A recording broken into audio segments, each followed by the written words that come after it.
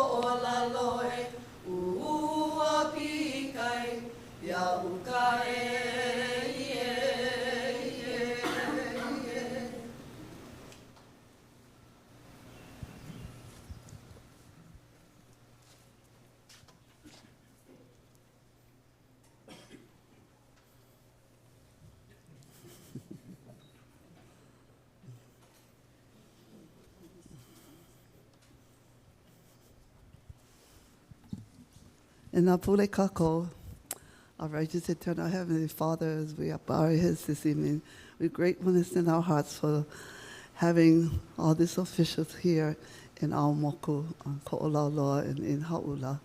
We're grateful, Father in heaven, for their attendance, and grateful for the people that have made it possible for them to be out here. We are asking, Father, to be with all of us, that we may ask the questions and we may listen in our ho'olohe. We ask for thy Spirit to be with us, and as we leave to go to our different destination, may thou protect all of us to take us home safely to our families. Again, we're grateful for our mayor and for all those that work with him. And we say these things in the name of Jesus Christ. Amen. Amen. Thank you, Auntie Keller. Thank you. Thank you very much. Thank you. Absolutely beautiful. Round of applause. Thank you. Okay, so we're going to make a couple of introductions in the beginning, and I'm going to start off with City Council member. Come on up here, Matt Wire, Councilman. I've asked Matt to say a few words. Thank you, Matt. Appreciate it. Aloha, everybody. I'll keep it brief because I know you're here to, talk story with the mayor, the administration. I wanted to mahalo him first and the entire team up here for coming out into the community. They're doing this across the island, and I think it's a great opportunity for us to share, what we want to see. I want to really, though, thank you for coming out, because this is an opportunity for you to give us guidance, give Mayor and his team guidance, and I'm here to listen and assist where I can, and really want everyone to feel comfortable and know that no question should, be off the table. I think Mayor's been really great at being thorough and ensuring that the administration follows up. So please feel comfortable coming up and sharing any concern you have in the community, anything you want to see happen, because really that's why we're here, right? To represent you. So mahalo again for coming out. Thank you, Matt. We, I know that Councilmember Esaki Aina was intending to be here tonight, but I saw her earlier today and she wasn't feeling well, so her apologies. We have Senator Brenton Awa in the back. And Lisa? Oh, yeah, okay, Senator Brent, okay, and, okay, I don't, if anybody else comes in, I'll be sure to introduce them, okay? That said, I didn't see him. Senator Kurt Favela, I didn't see you, sir. Thank you. Aloha, I didn't see you. Quick question, is Bronson Azama and Diego Carranza here? Either one of them? I don't think so. What we also do right in the beginning, we usually just give them 2 minutes each. One of the things we're really proud of and decided to do when we first got into office was stand up a youth commission, because we wanted to reach out and have our young people become part of a political process. And usually every week we have 1 or 2 come, and I give them as a development opportunity a couple of minutes in front of the crowd. But neither one of them is here tonight. So let's just talk then about tonight. First of all, my name is, for those of you who don't know, Rick Blangiardi. And I have the privilege of serving as the 15th mayor of the city and county of Honolulu. And I will tell you, this job now, nearly 3.5 years into it, has proven to be the challenge of a lifetime and the privilege of a lifetime, and quite honestly, the responsibility of a lifetime. And I've had a lot of responsibility in my life. So it's moments like this, though, in these town halls, become extremely meaningful for us. And that's the reason why our entire cabinet is here tonight. There's just a couple that are not. We happen to have 2 key people, our deputy managing director and my chief of staff are in Japan tonight in Shibuya. I was supposed to be there for a sister city thing. It's a big deal for them. We sent them. They're not here tonight. But I think everybody else is here. And so very anxious and very proud of you, of them, to have you meet them. We're going to start right now down here, sir, and then we'll just go down and get to know who they are. And then I'll come back and I'll tell you a little bit about the ground rules tonight, okay? All right. Hello, everybody. My name is Mark Thompson. I'm an assistant chief with HPD. Aloha, everybody. I'm Major Shelley Paiva, and I'm the commander of District 4. Aloha, everybody. My name is Kira Shushom. I'm the Chief Data Officer for the City and County of Oʻahu, and I'm actually here to help everybody on this stage streamline their data. Thank you. Good evening, Lori Kahikina, Executive Director and CEO of HART. We're in charge of constructing the rail system. Thank you.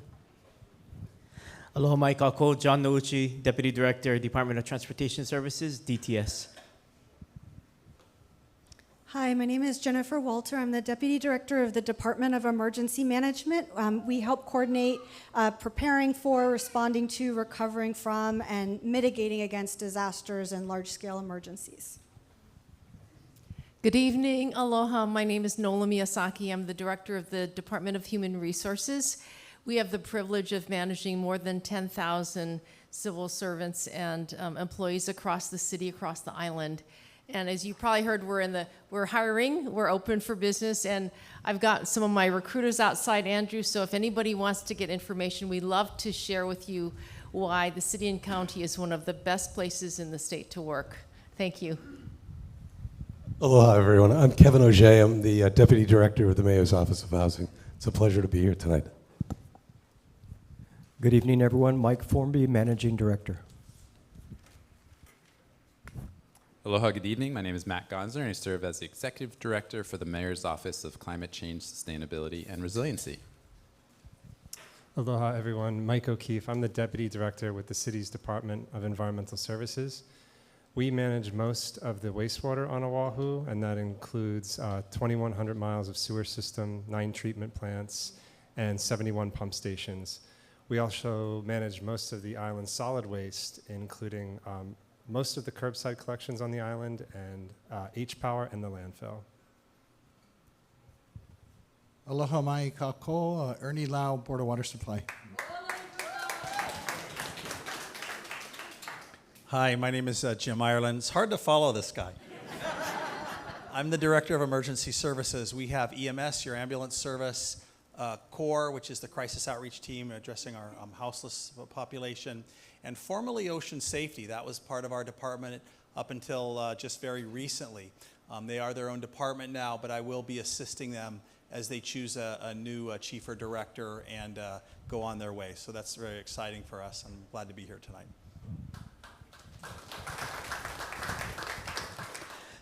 I'm glad to be here. My name is Stephen Courtney, Deputy Director for the Department of Information Technology. We provide the computing resources to all these city departments, but also for the public, we provide applications that make it easier for you to live here on the island, such as hnl.info. So when you want to get reports about emergencies, traffic, weather alerts. We also provide Honolulu 311 when you need to report an issue like a broken street light, illegal dumping, or whatever. But again, I'm glad to be here. Thank you. Good evening, everyone. My name is Erwin Kawata. I'm the Deputy Manager at the Board of Water Supply. Thank you for having us. Aloha and good evening. My name is Kalani Hau, Fire Chief of the Honolulu Fire Department. Glad to be here this evening. Good evening, aloha. My name is Andy Kawano, Director of Budget and Fiscal Services. We take care of the property taxes, do accounting, treasury, payroll, and other financial needs for the city. Thank you. Look forward to answer your questions. Aloha, everyone. Warren Mamizuka, Deputy Director, Department of Facility Maintenance. Graduated from Hauʻula Elementary, 1983. Yeah. Class of 1989, Koku Red Raiders, go Big Red. Nice to be here, everybody. That's really hard to follow. Aloha and good evening. My name is Denise Seri Matsubara. I'm the Executive Director for the Office of Housing. Thank you so much for having us this evening. Good evening, everybody. My name is Kat Tashner. I'm the Director for the Department of Land Management. We protect, develop, and manage the city's real property interests.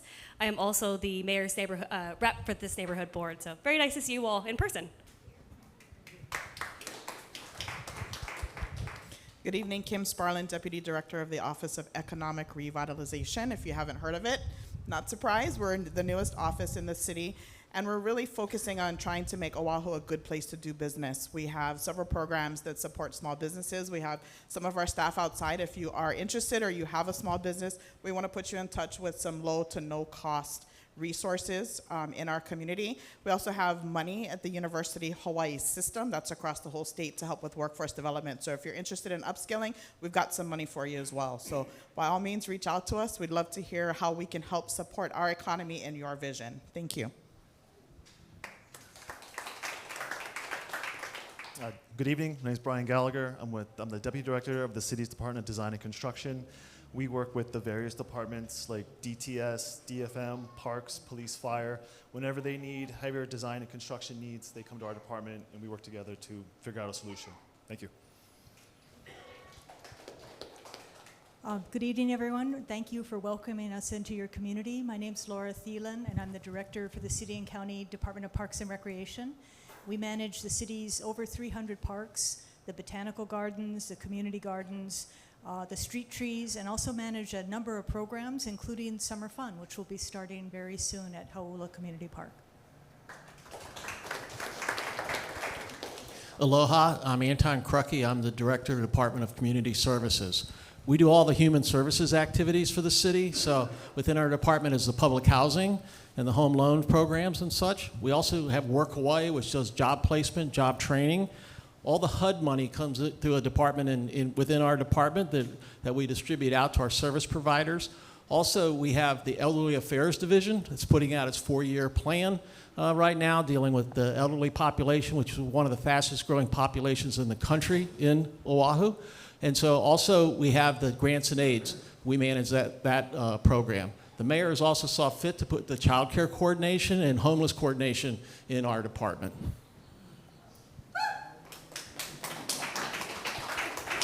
Hello everyone, Jordana Ferrer. I'm the Child Care Resource Coordinator that Anton just mentioned. My kuleanas who are littlest of littles, their ohana, and the professionals that care for them. Thank you so much for having us tonight. Aloha, aloha everyone. This is Sam Moku, and I am the Homeless Coordinator for the Mayor. Aloha. Good evening, Tracy Kubota, Deputy Director for Department of Enterprise Services, and we oversee the Blaisdell Center, Waikiki Shell, Honolulu Zoo, and the 6 municipal golf courses, including Kohu Golf Course. Glad to be here. Thank you. Hi, good evening. Deputy Director Derek Maeshiro. I have the Department of Customer Services. We're the DMV, Satellite City Halls, and we have a Public Communication Division. Thank you. Thank you, Derek. Thank you, everybody. Thank you for such a warm welcome. So the reason why they're all here tonight, there's two reasons. One, for you first and foremost.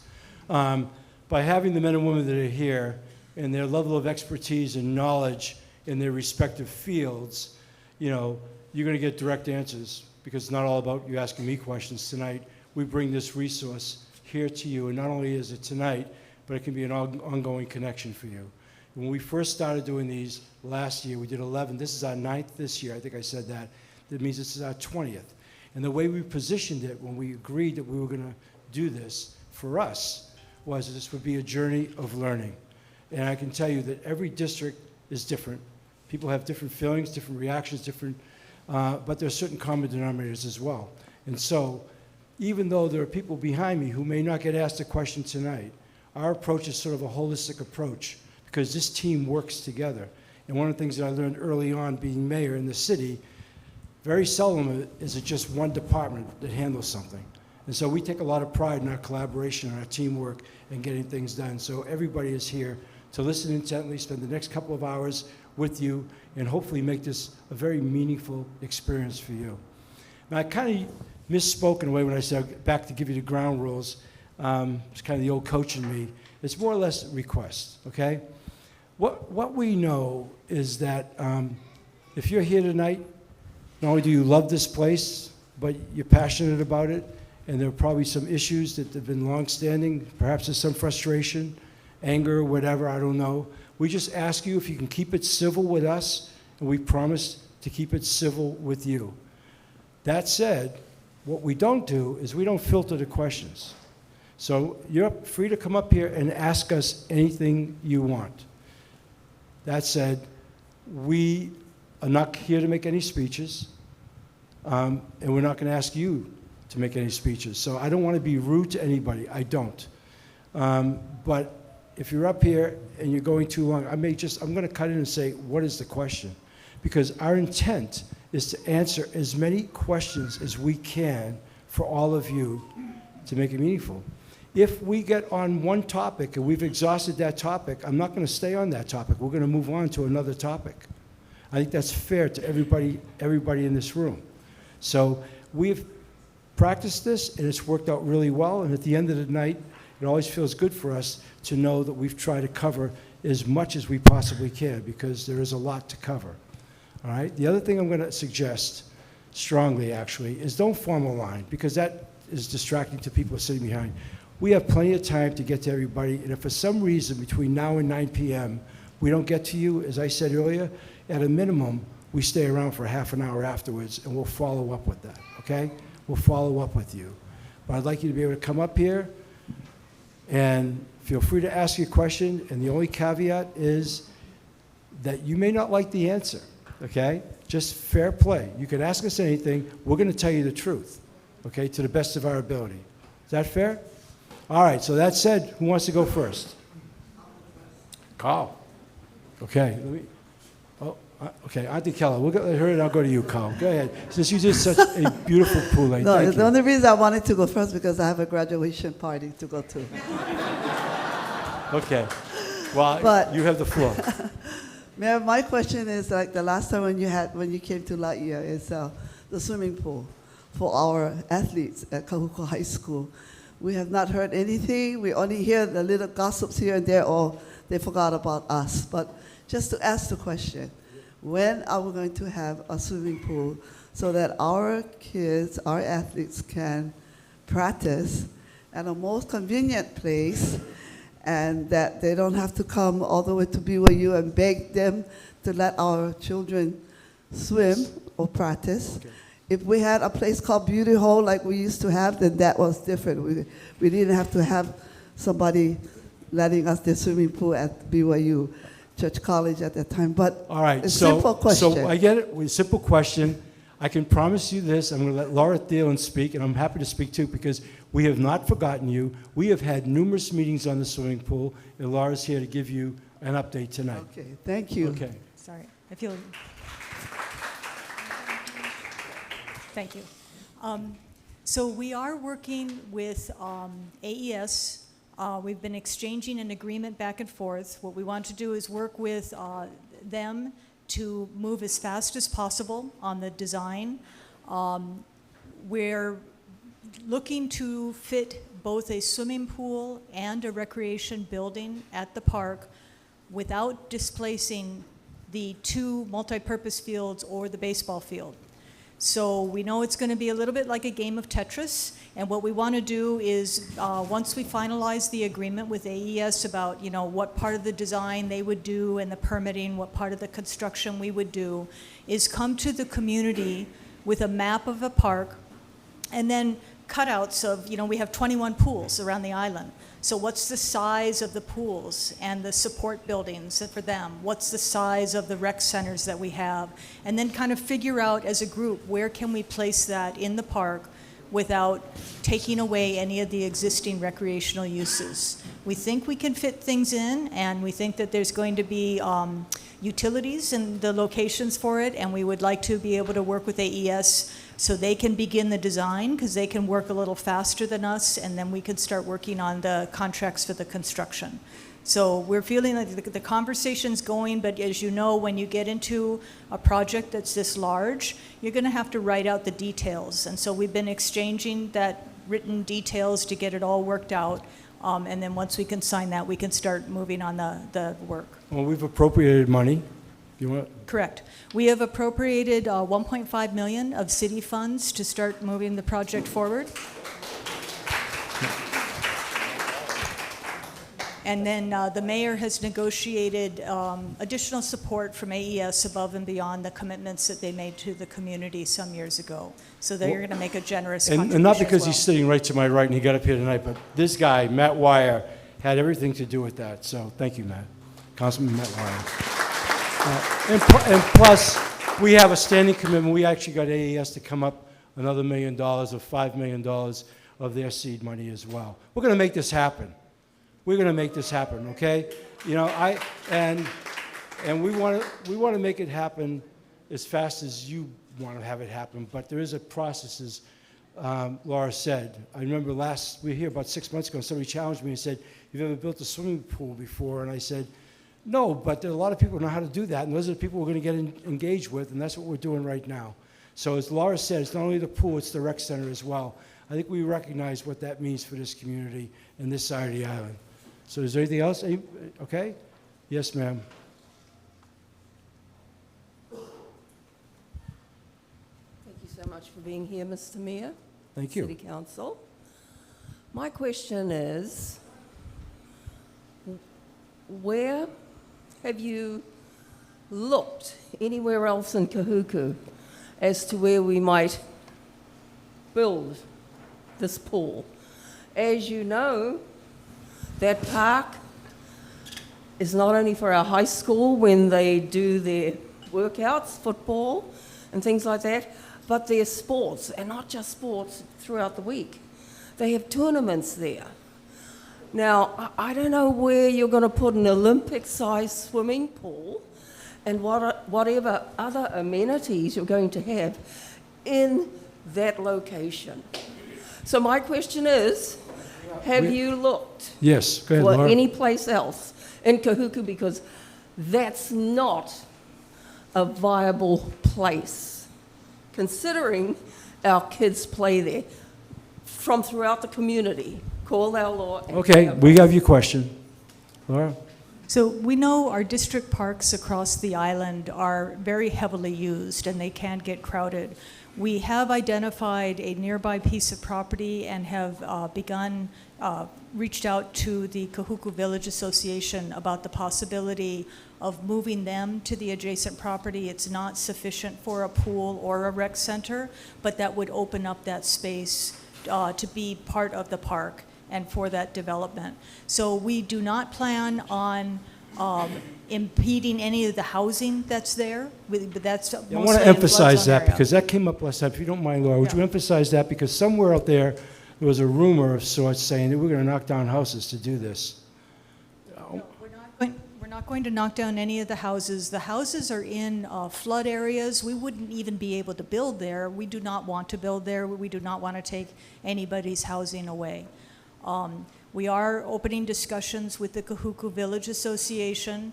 We want to keep them in the community, and we think that it's something that we can find a win-win for everyone needed. And we also know that we need to build out the parking to support this area. You've got parking and unimproved parking in that area, but we can probably make that more efficient as part of the project. So we are looking at how to be able to fit these things in as respectful way as possible and in as efficient a way as possible, because we know that it's important. And you can go to many of our other district parks where they have been built out with all of these types of amenities. It's not going to look like a highly developed area because the field spaces will be open. And so it'll still be an open environment for people. But you know, they do get very crowded because they're loved, but that's because they provide a lot of opportunity for everyone. And this is what we want to do.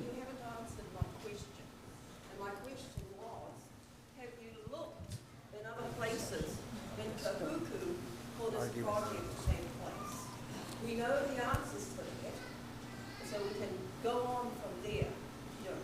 So we will be having a community discussion about the location of everything. We'll come out with a big map, like I said. We'll have the sizes of the different options that are available. People can help figure out what goes where so that the community can make that decision. We're not going to impose that decision upon you. And then we will be able to move forward with the design and then the construction. But have you looked at other places? That's all I want to know. We have found one nearby piece of property that would not fit the pool, but it may fit some alternative things to open up some more space. Which is on the property itself, or at least abutting the property, which is basically nothing, no addition. You know, that presupposes that we own the land in these other places that you're talking about. And right from the get-go, we talked about this being part of the school district in that school area. So I'm ready to move on. Is it okay? We know how important the pool is. I'm not trying to trivialize it. We'll be meeting again. We're putting a lot of planning into this. You'll have it. But in the spirit of this town hall tonight, I want to move it around. And Travis will take your information so we can come back to you directly. Sir, I promise Carl, and then we'll go to you. Aloha, everybody. My name is Carl Dix, and this is my 9th town hall, and I've been a resident of Hawaii for 37 years. And I started Clean House Hawaii, and I have a bit of a background in many, many different things. Government is one. And my question is, I do appreciate your cabinet and all the members that come to all of these. Why isn't the prosecutor's office here? Why aren't they represented? I understand they're elected separately in Solar City Council, but you're the man. You're the boss. Why aren't they here? Well, I don't think Steve Arm would say that I'm the boss. But you know, that said, nobody's asked us that before. I will certainly extend an invitation to Steve. As you can see, we're well represented by HPD. Certainly not looking to keep Steve out of the Q&A.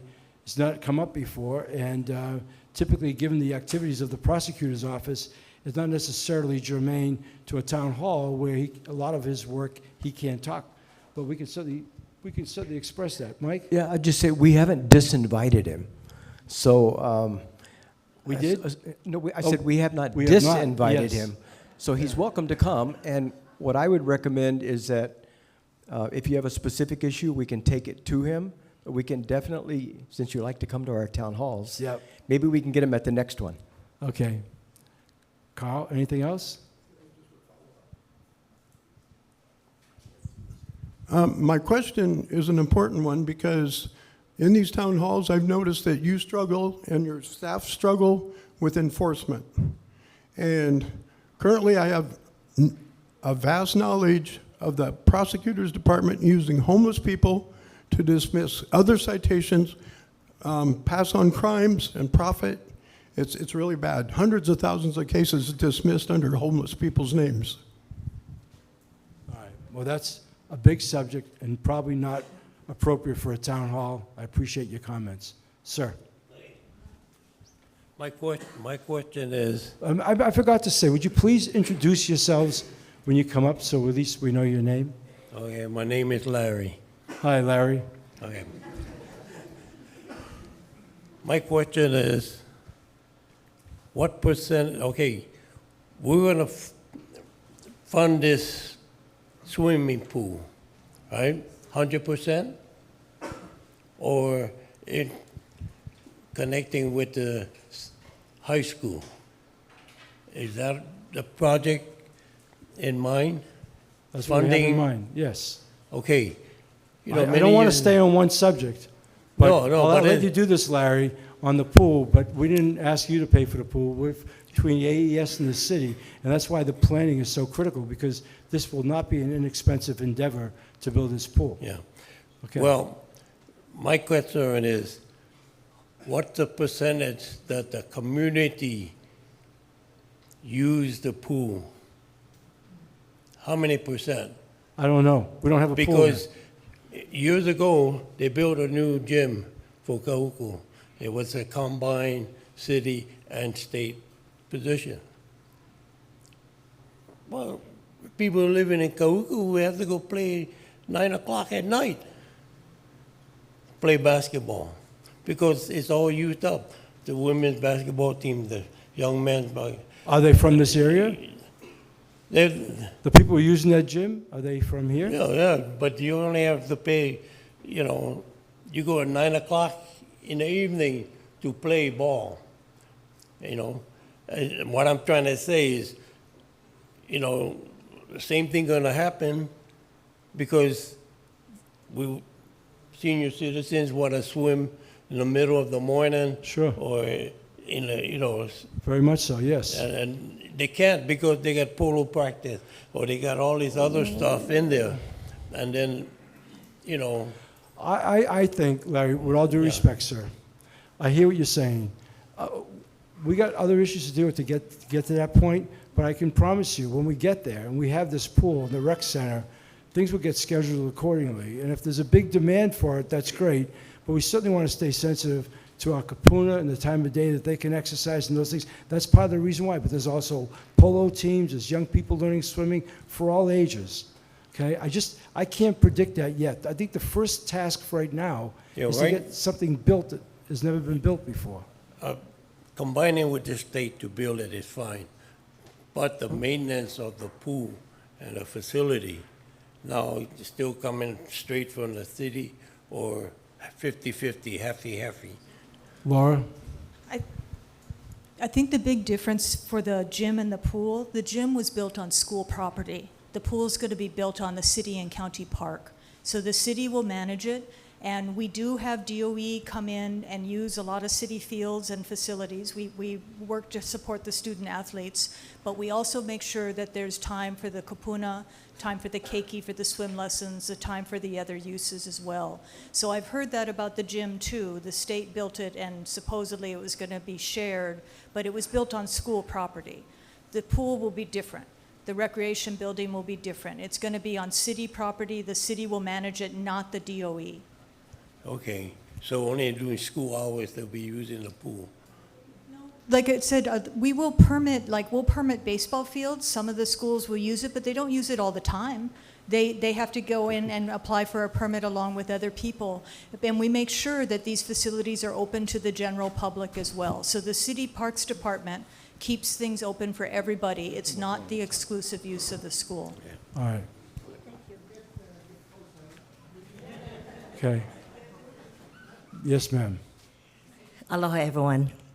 I'm Ululani Bernie, and I want to thank Mac Myers for trying to work on a request that I had asked. And this has to do with real property tax. Okay, so you can stay seated. something that is important to us.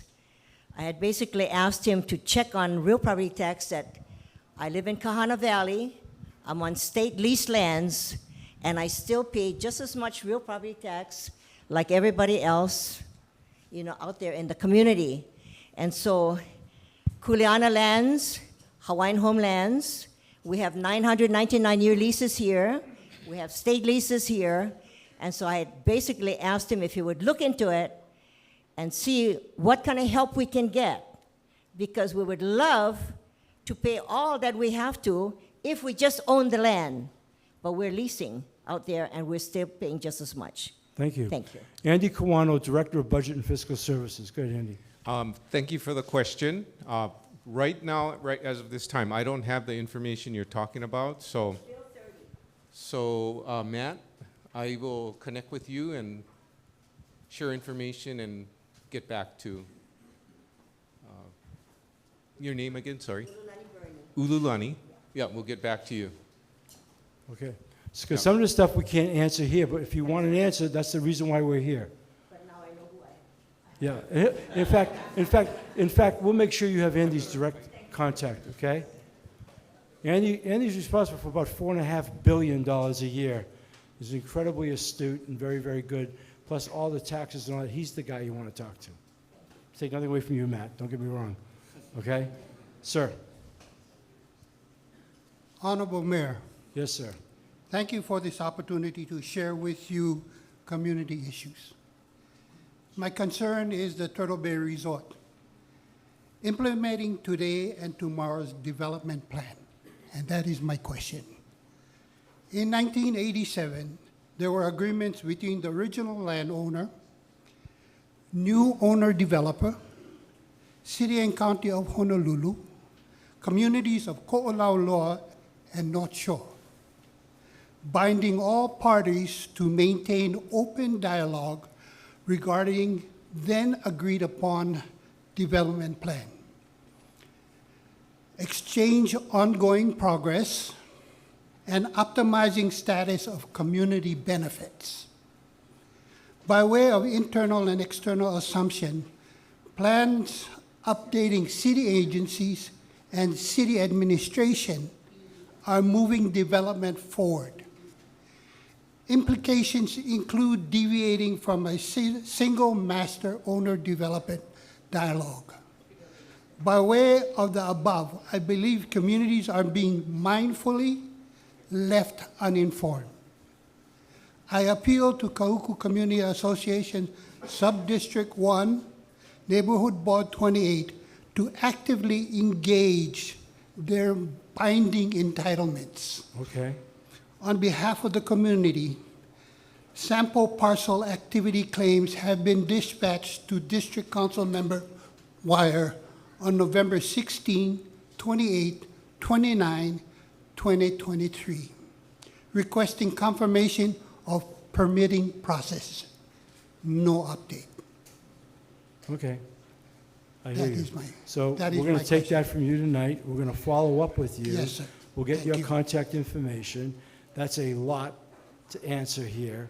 As you probably know, it was in the paper today, and Mike and I found out Friday afternoon, we're driving back from Waianae, we're at the Waianae Coast Comprehensive Center, we got a call from Turtle Bay, from the Blackstone folks telling us the announcement that they sold to Host, which will now be renamed as a Ritz-Carlton.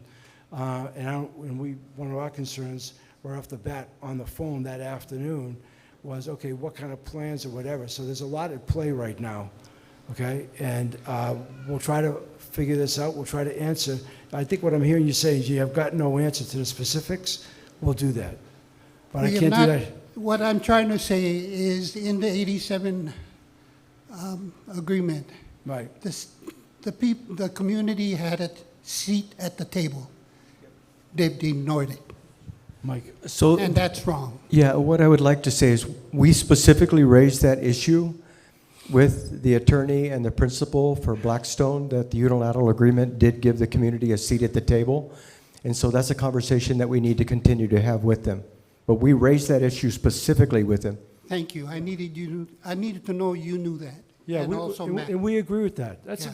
and really, this is really why we're doing town halls. We agree with that. This community, from Kahana to Wailua, built that resort because plantation went out of business.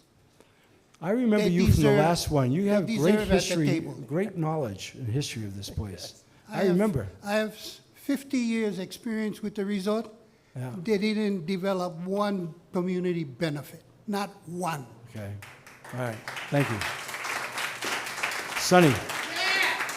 Okay. Thank you, sir. Sonny. Aloha. Thank you so much for coming you here for- today. Yes. I just wanted to thank your leadership for really bringing the pool and the rec center to the forefront and prioritizing this project. I know many who are not here are in strong support for a rec center and a pool, and there's a dire need since there's nothing between Kaneohe and Waialua. So for the keiki, for the kupuna, for our student athletes, this will be amazing. This would be an amazing resource to have. So we just continue to ask to engage the community as you have, and in the planning process to make sure that this, comes to a great project that with the community. So I just wanted to thank you for that. One other issue that I wanted to bring to your attention is regarding wind turbine setback. So I personally been advocating to increase the setback to at least a minimum of 1.25, and been personally following this bill or the setback for the past 4 years. Right now, Bill 64, the land use ordinance, is being heard, and in that section, within the section, there is language pertaining to large wind turbines and how far it should be set back from the property lines. And so, as an advocate for community, for our Kuku community, we are really, really fighting to increase the setback. And one of the biggest hurdles and challenges that we're facing right now is the grandfathering language. So the developers of the wind turbines and HECO, they are wanting to insert language about grandfathering existing turbines and within the maintenance and the repairs and such. And so I wanted to bring this issue to your awareness because this is impacting the quality of life, our health, and the safety of our Keiki residents. Literally, we are impacted by shadow flicker entering the homes, and there's noise and various issues. And so we wanted to bring that to your attention and really wanted to, in hopes to garner your support and really not continuing the injustice that our community is facing, especially because first, when we have less than 10 years, and now Puamakani, they're already up, right? But after their lease expiration, we strongly feel that it shouldn't continue that injustice and onto our community. And so we just wanted to bring that to your attention here and hope to have further conversations to garner your support. Let me see, is there anybody here that wants to talk about that? Mike? Because I know what you're talking about, Sonny. We understand. Yeah, Donna's not here tonight from DPP, but I appreciate you sharing that with us. We'll talk to Dawn about that. And I think the most important thing is that you testify publicly when Esther Kia Aina is going through Bill 64. So I was present at the hearing last week, and we did testify, and DPP was there. Now, I've been following this for 4 years, right? And now we have a new leadership. And so it would be great to kind of have a meeting with the grassroots community members and maybe even do a tour to kind of, show the impacts that our community is facing because, there's recognition that there needs to be a greater setback. So at this point, we should perpetuate indefinitely that should be imposed onto our community. Okay. So, yeah. So we'll talk to Dawn, and you make sure you sign up on the list so we can get in touch with you. Yes. Appreciate that. Yes, thank you so much. I appreciate it. And please tell your husband, Wilson, I didn't see him come in. Yeah, you heard the thing about the prosecutor's office, sir. Okay. Thank you. Yeah, okay. Thank you. Jojo. Aloha, my name's Your real name is Jojo Laura, but Chang. it's My Jojo, real name, I wow, know. you are good. I can That's remember. true. My question is about the proposed bill that will raise property taxes for legal short-term rentals 3 times the rate that it is currently. I understand that this bill is in your hands. You will either have to approve it or veto it.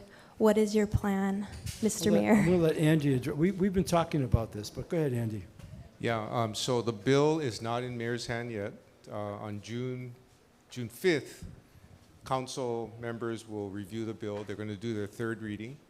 And at that time, there will be a discussion. There's a resolution that goes with the bill that covers the tax rates for the TVUs. They're going to go through that, determine if they're going to pass the resolution. That goes with the bill, and that'll determine the tax rate for TVUs. And then at that time, if all of that is approved, then it goes to mayor for review. So there's still progress going on. I would just like to say that's kind of unprecedented to raise someone's taxes by 3 times for any property.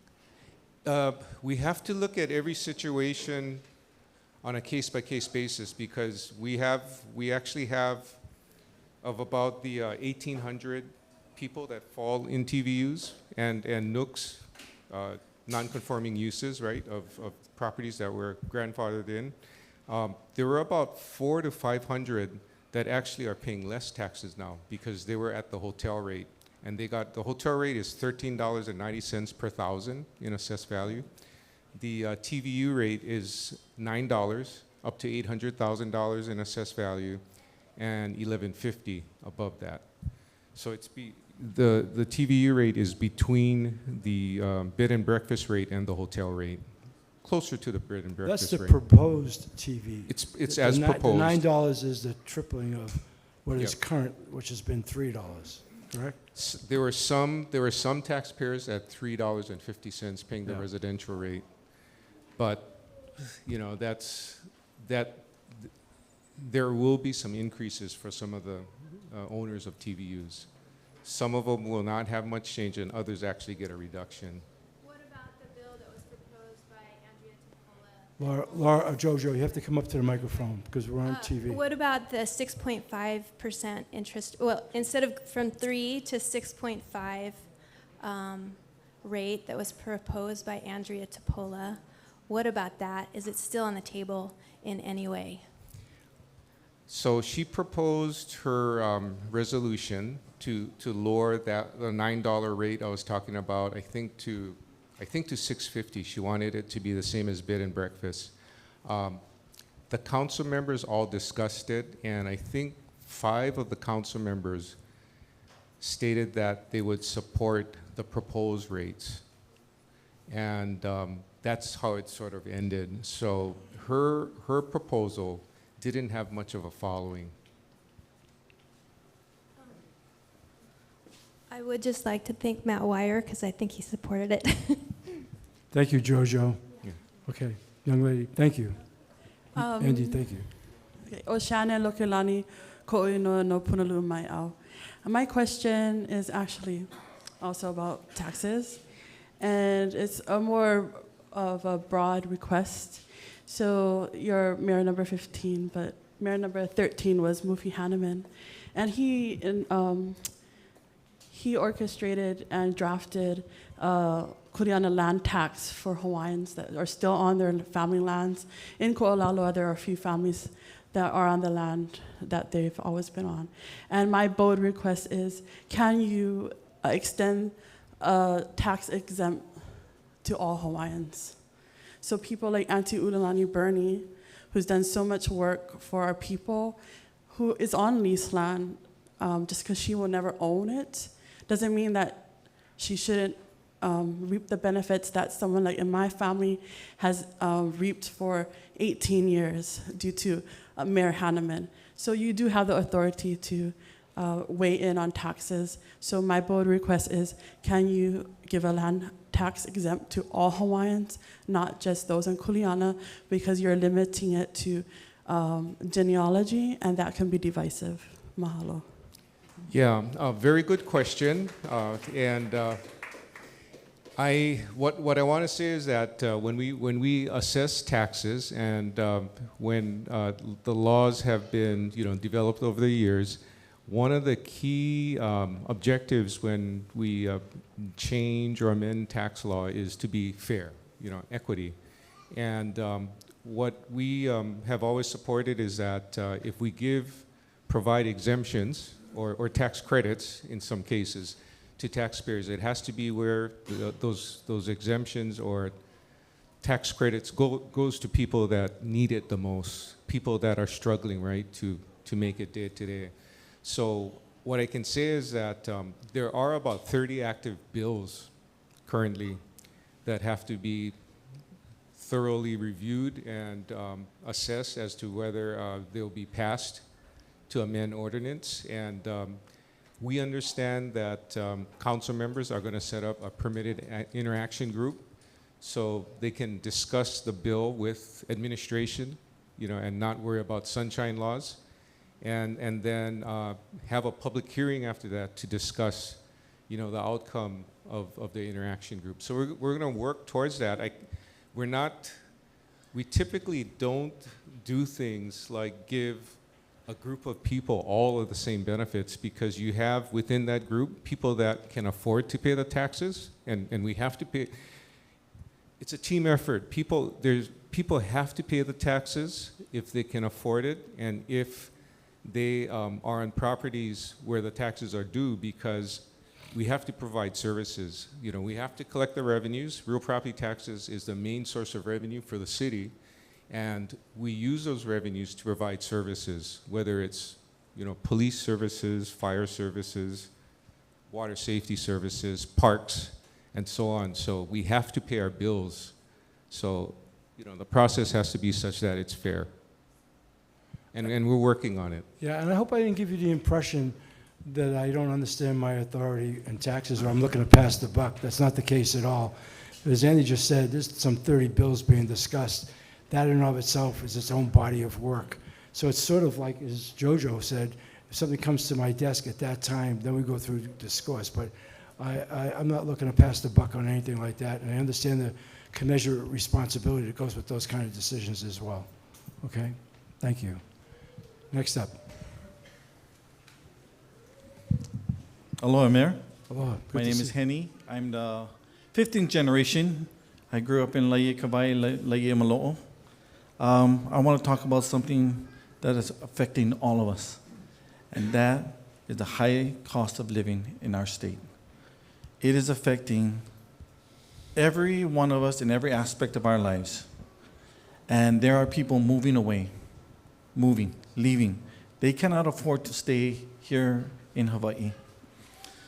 Maui fires brought into light what we already knew and what they suddenly found out, which is high cost of living.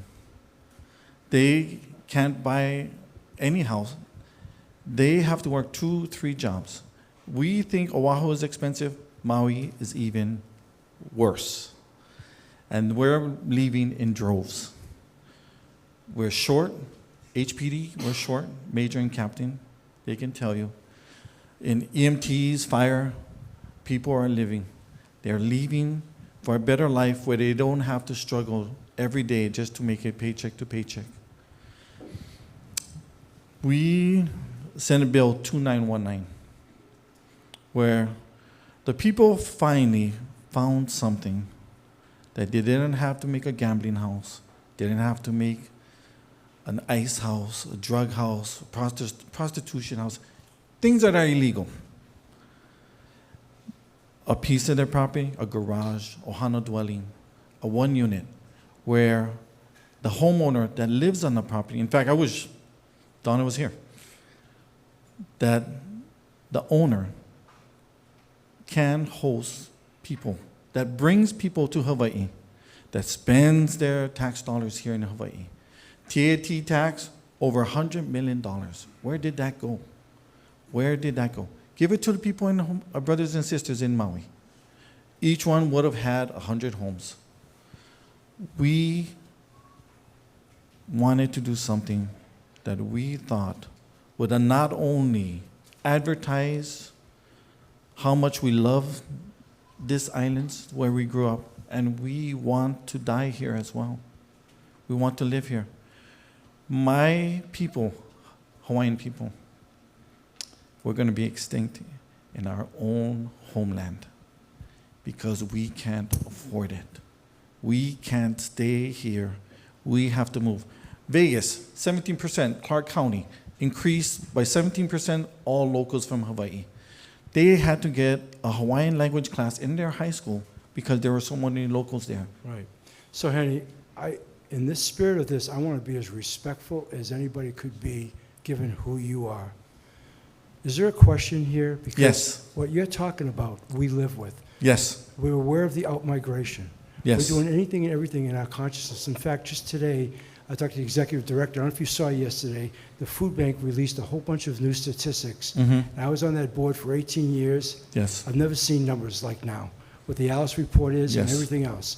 We get it, and we feel that. When I said earlier tonight about the responsibility, so what question The can we question answer is, to you?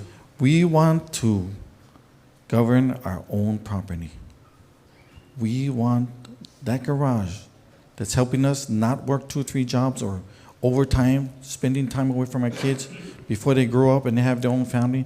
We want to So have our own what you're saying business. is if you build an ADU or a vacation rental, If on we your close up the property garage or and- use a room, and you live there, Yes. you're living there, Yes. as opposed to the preponderance of absentee owners on short-term vacation rentals, Yeah. or for that matter, the incredible number of companies that own 20 or more houses, Correct. especially here on this part of the island. live Hawaii, own Hawaii. Yeah. Okay, we hear you. Okay, All right. so that, sorry, Mayor. No.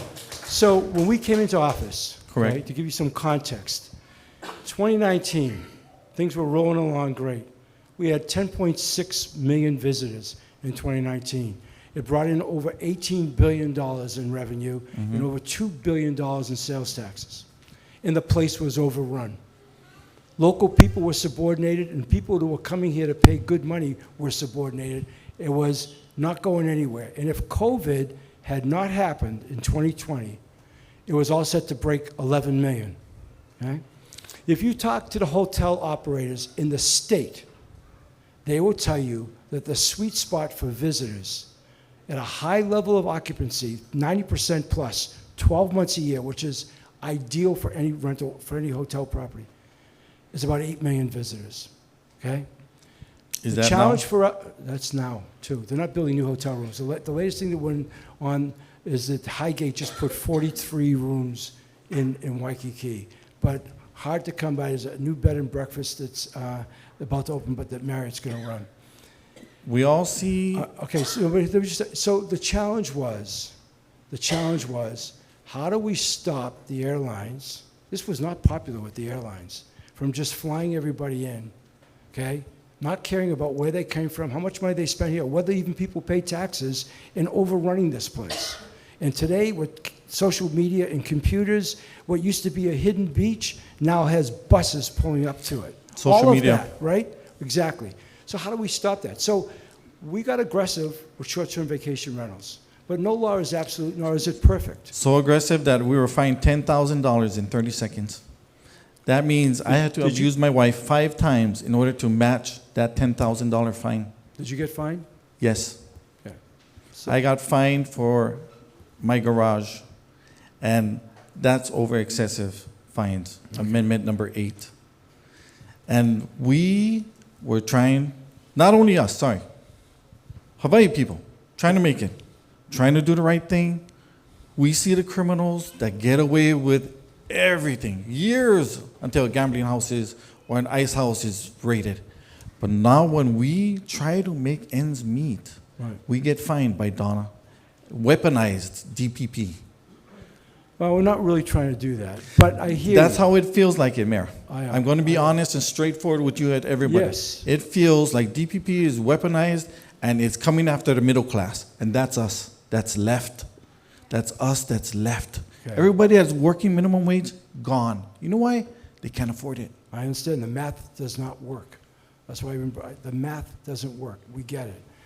Look, we're looking to figure out how we're going to apply, but I can tell you, just as we had people registered in resort areas like JoJo was saying, in the resort areas, we expanded that.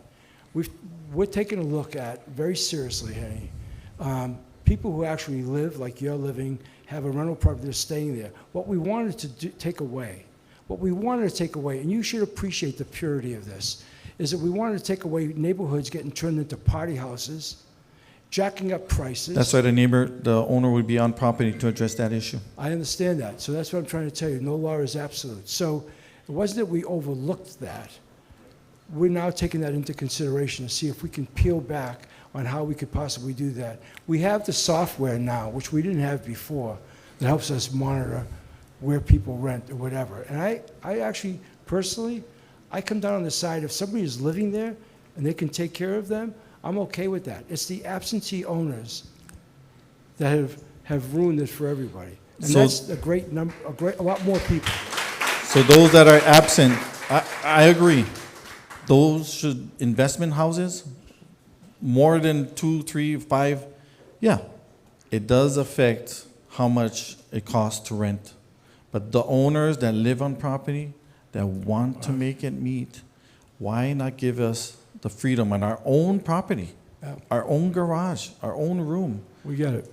I understand. I promise you, we are working on that. And we'll follow up with you. Give me your contact, somebody get your contact information. We'll keep you in the loop on this. We hear you on that. Yeah, Look, the out-migration thing for us is painful, just like you're saying. We Yeah. feel it too. There's only going to be millionaires left that lives in the state. Yeah, we get it. We And it's not understand going to that. be Hawaiian people. It's not. We are exodus from our own land. Yeah. Exodus. You know, I'm not even going to say it. I get it. Okay. I've been here long enough to know exactly what you're saying. I feel it. I respect it. I'm obviously not Hawaiian. I wasn't born here, but I know exactly what you're saying. I understand the need for us to do something. I promise you that. Donna and DBP has fined over 1,000 people. We Well, are not a I don't know if we fundraiser. find over 1,000 people who were living on their houses, renting out. I don't think we have that. I don't think that's the accurate number. She's not here. Yeah, I know. I wish she was here. Well, she's on the mailer, just so happens. She's been in okay. every other one. Oh, I'd have to okay. have you meet with her. But Yes, but I don't think 1,000 people living on their properties. we're attracting people to come here because it's too expensive to live in hotels, $400 or $500 a night. No one can afford that. You live in short term, that's 1 week for 1 night in a hotel. So please, Mayor and panel, we hear you. Help your people. What we didn't want to do is exactly what you haven't said, but I'll tell you. We didn't Okay. want to wholesale Hawaii. Hawaii was being wholesale. 2019 was a wholesale operation at the expense of everybody who lived here in a different way. It wasn't good. How was Okay? that? Because it was out of control. 11 million visitors is out of control. And who the limits beaches that? were crowded. The rest, who what? Who limits that? We get to limit that. Okay, so And I hear you. And within that is that adaptation. Yes. Okay? That's COVID. Actually, if there was a silver lining to COVID, it came about as a result of the fact that, to our own disbelief, everything shut down, right? Nobody Yeah. could imagine that. And how we come back from that. One of the things we were determined to do is not wholesale Hawaii. And you as a Hawaiian should appreciate that. my mom would say prostitute Hawaii. Okay. But then, of course, we don't want to prostitute. But it's either do things illegal or do things at my own place where we can make ends meet. You know, I don't have many policies as a person from a leadership standpoint. I've always had this one policy. Never create a policy that forces people to lie. Okay? Oh, yeah. All right? Oh, yeah. So this is a situation You never where be good trusted. people are trying to get by. And I heard every word you said to me, Jojo. People working, teaching. We got to figure it out. Like I said, no law is perfect. But Oh, we yeah. are in the right place trying to do the right thing. And I hope that you can embrace that. I hope there's amendments. We're going to try, yeah, we're learning. We Yeah. did that, 18 months ago, something like that, a year and a half ago, Bill 41. And we've learned a lot. And we're more sophisticated now in being able to detail that. So I promise you, Henry, we're going to come back to you on that. Okay, yeah. Our state feels like we're always 10 years behind. I think we should move faster. I Thank agree. you so much, Mayor. You're welcome. Thank you. You're welcome, Henry. Thank you. Sir.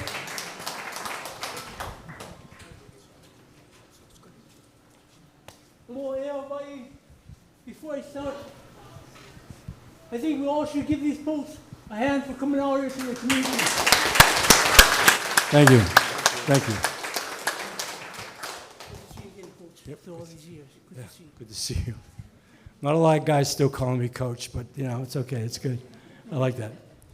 I'm not here to ask questions. You want to, can you talk into the microphone? Only because we're on TV. So there you go.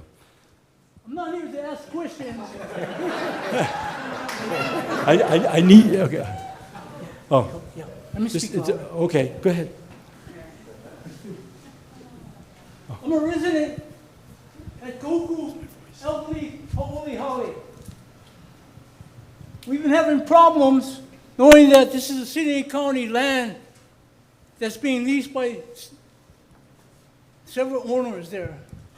But at the present time, we're being managed by a management, and I speak for the majority of the folks that live there, because most of them don't want to be here or they think they're going to get evicted and being threatened by those kind of comments that's been coming out in the community.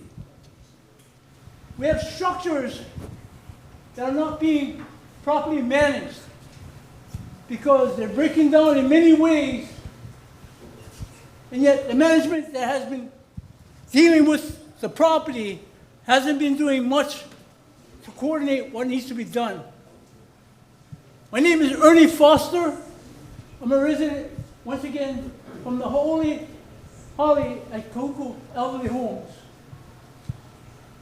So we would like to find out how we can go about and having to deal with these problems at our location. Okay, Ernie, right? Yes, sir. Ernie, I'm not sure of the actual question, right? But I think we need to get your information and have a meeting so we can learn more about this issue. yeah, Ernie, Honestly. yeah, what you're bringing up, I swear, I don't know much about at all. Okay. We'll meet. That's the whole purpose why we're here. I said at the outset, the relationship now is ongoing. We established contact. We will follow up. We will follow up with you. You'll be surprised. That's why we're doing this. Okay, we will, sir. Thank you. Thanks. And just one more question. Go ahead. There's, I'm one of the golfers at the Kōku Golf Course, and there's many golfers that's not here tonight simply because they're wondering if things are going to be done correctly at the golf course. Right now, there's only one greenskeeper at the golf course, and he's handling 9 holes all by himself. Tracy. We're wondering what kind of action that should be done to coordinate and helping out the golf course management there. Thank you, Ernie. This is Tracy Kubota, Deputy Director, Enterprise Services. Go ahead. So just to reiterate your question, you want to know what can be done to help at our golf course with the management of it or with the maintenance of it? I couldn't hear the one part that you were saying. Can you please repeat? Tracy, hold the microphone closer. Sorry, both. So, one greenskeeper.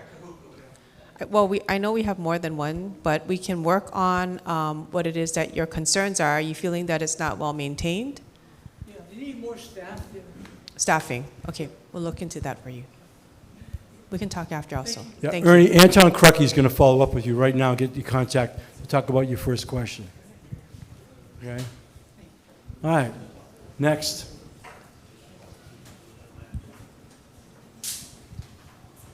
Hello, sir. Aloha mai kākou. My name is Ben Schaefer from Kahana. Just a couple questions. Number one, Laʻia Convenience Center. When you go in there, a lot of times our trucks are full of rubbish or whatever we have, we take it over there. We take the time to put it all in there. When we get there, it is packed to the max, right? Turn around, got to come back on, got to go home, unload everything so that you can use your vehicle. It happens all the time. So I noticed that you folks now have a video cam, but it's facing to the trucks coming in. It really should be facing to the containers to let us know whether it's full or not. That's a Would good point, be Ben. ideal, right? Michael I mean, Keith, yeah. it's not any kind of technology thing. You just turn the thing in and they can see whether it's full or not. Right. I am humbled by the wisdom. Okay, I hear you. Yeah, Ben. Okay. Yeah. So that's all. Okay. I wanted to just bring that up. Okay. You don't have to. No. Yeah, so it's a great question actually, and something we've heard recently related to another convenience center. So we're looking at what we can do. When we installed the cameras at all the convenience centers within the past year, we brought the final convenience center online, so to speak. That was great. Thank you. Yeah. Thank you. Facing wrong with it. It was kind of a carefully done thing with the cameras. For privacy reasons, we actually can only focus on the cars coming into the center because if you focus on the people, the activity in the center, or people unloading their trash, that's kind of that's been interpreted as people are unknowingly we're broadcasting them online, right? But the point is not lost. Like how do we advertise better or clearer about the bins being full? And we're actually looking into that. We're looking into one of the suggestions that we have and we're going to explore is even though it's on the camera, if we can put in view of the camera, say, just hang a banner up temporarily, bin's full, and that means you don't go to that one, you just go to another convenience center that is not full or something like that. But your point is a good one, and it's something we're looking into. Okay, mahalo. I have two more. Sorry about that. The next one is back in, I guess, 1990, whoever was the mayor, Kekela, I can't remember the Hawaiian name, Kekela was part of the Mormon church's property and the Catholic church's property. And between those two churches, they always had their campings over there between those two religions, right? And the deal was that the city would come in and take it over, and they would be able to come there at a discounted rate because they are the ones donating the property to the county so that the public can use it as a camping area. I think that has never been honored. I think there was a memorandum of understanding of that, but you might want to check on that. And the third item I wanted to bring up is the windmills. Back before it even got started, when the president of the Kahuku Community Association, Ken Funamoana, brought it up to our attention when we were on Defend Oʻahu Coalition, we told him to go find out who has the most windmills in the world. Who got the most, how long they've had it, what are their rules, and figure out, go from there. The closest was 1.5 miles. Before any animal, any agriculture, anything where something was living that you needed, it had to be further than that, right? If you look at what they have right now, the American standard is really about corporatist, capitalist, corporatist corruption, right? Because that windmill is so close to the school, so close to the housing. Who on this group would want to live right next to that, right? Or would they like to have one of those windmills right outside of City Hall or the state capitol, for instance, right? And so my question is, how did DPP, how did LUC, how did the Department of Health, and all the departments that should have made sure that these things were done correctly, how did they miss so much? And it's still there. By the way, my thing is that they need to be moved. Anything close to the schools, anything close to the housing needs to go far back. And about 6 months ago, when Hawaiian Electric came to Kahuku to have their meeting, I reminded them that you folks, they're picking on places where families are, where agriculture is. Why don't you guys pick on the other side of the mountain where nobody lives, like in between the valleys? There's a huge valley in between, and that wind is even bigger than the one we have right now. That windmill hardly even moves, right? And so instead of picking on places where eventually there will be housing, they need to find other places. And the CEO told me, well, that's a great idea. So they need to start looking and moving their stuffs way far away from us. Thank you. The best thing I can promise you, Ben, is we'll have a conversation with AES about that. That's the best thing.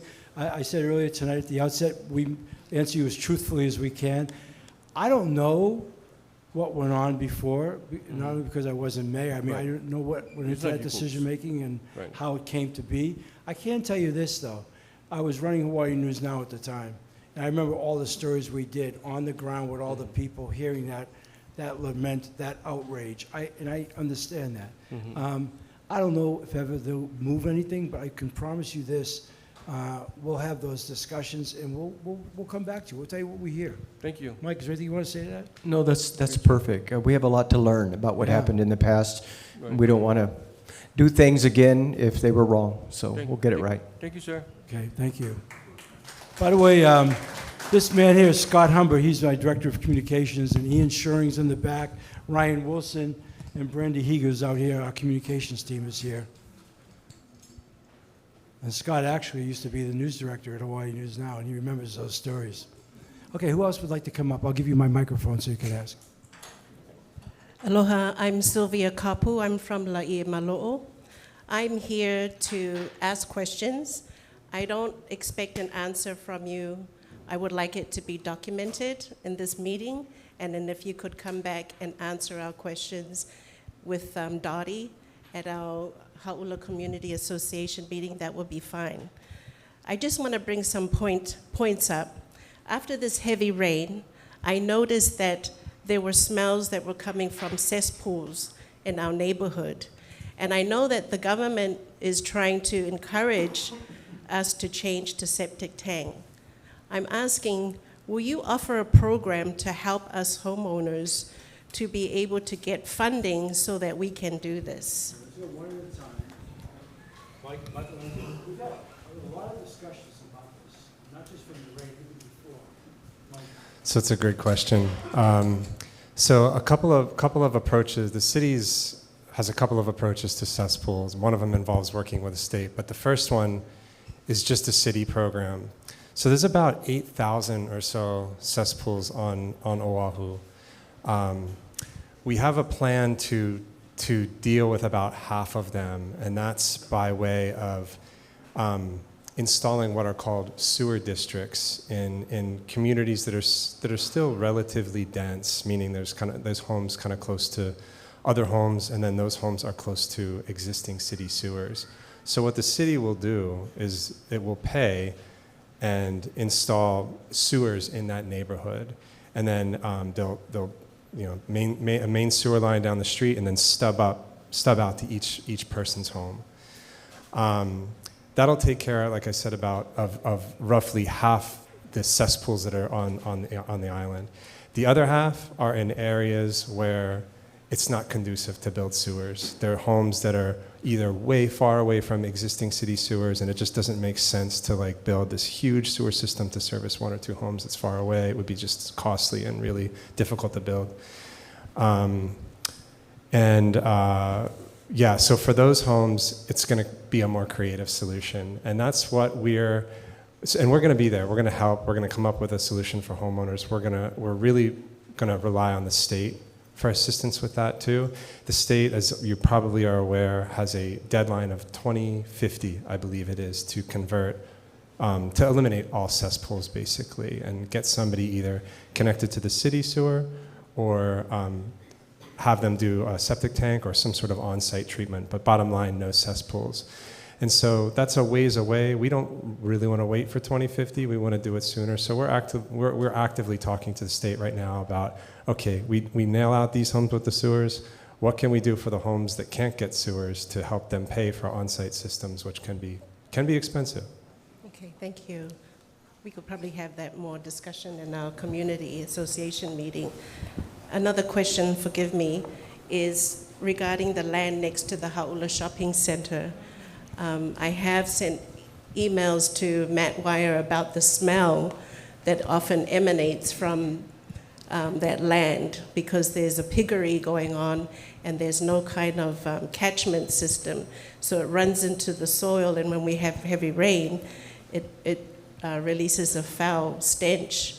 And especially for us at the shopping center or who live close by, it's really bad. And we've called the Department of Health. We've made numerous phone calls and emails, but nothing gets done. So I want that documented in this meeting, if we could have that addressed. Let me just ask Warren Mamazuka, the rock star from Hauʻula, who's Deputy Director of Facilities Maintenance. Is that something the DFM could possibly help with? I mean, we've never had anybody bring this up before, but we're going to free-form this, if you don't mind. Yeah, Mayor, that's on private property, so I don't think we can send our stormwater quality guys out there. I'll double check. I'll talk with our guys tomorrow. But I believe that's ag land, ag property, so I mean, I'm not real familiar on what they can and cannot do. But we'll find out. Yeah, we'll find out. And we're going to get your contact information, and we'll get back to you on that one, okay? Okay, thank you. But that private property thing gets in the way a bunch on a lot of things. Thank you. It really does. I mean, some of the things we get challenged with in the urban core has to do with private property and our inability for our police to go in. It's a lot of stuff. But go ahead, one more. Get three. I'm only supposed to get one, and we give you three. Go ahead. We have a problem with homelessness coming into our parks. I live right across Kokololio Beach Park. I witness every night a lot of the homeless go in there, and they have issues with drugs and also with alcohol. And I'm a bit concerned because sometimes our ambulance and our fire department and our police are attending to these people. 2 weeks ago, there was a gentleman who had an asthma attack who lives across Pounders Beach. And he tried to call for an ambulance, and they couldn't get through because the ambulance was busy at Kokololeo Beach Park dealing with one of the homeless people who wouldn't get out of the bathroom. And so this man didn't make it because the ambulance was stuck at Kokololeo Beach Park. Our resources are limited on this side of the island. Our police are limited. When we call in and we report in, sometimes they aren't able to come because they're busy, they're short-handed. So these are real concerns for us. Because we're out in the country, sometimes, our concerns don't get answered right away. So I just wanted to put this out there that please be mindful of us in the country, that we need the attention that we deserve. Absolutely agree. I'm gonna ask Larry. Hang on a second, and we'll have you come up too after. Homelessness for us is an island-wide problem. We recently had the point in time come out, whether you believe the number or not, at about 4,500 people, which we're actually fortunate in some ways because that's the exact number that was there right before COVID started. So one of the things that we were able to mitigate during COVID was a lot more homelessness.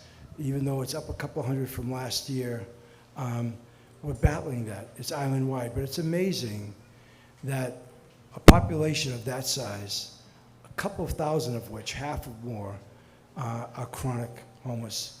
They have mental illness, drug addictions, been out in the streets for a long time, difficult to deal with. That number is up. But the fact that only that many people has become so pervasive island-wide, it's a major problem for us. And we're doing some very unprecedented things with the state now. I'm going to ask Jim to just give you some hope here. But this is a war for us. And I say that in the sense that we're trying to help those people, at the same time help the community. That story that you just relayed about somebody dying is terrible. And yet I know it's very credible. And that's the challenge. So, sure. Jim. Hi, thank you for that question.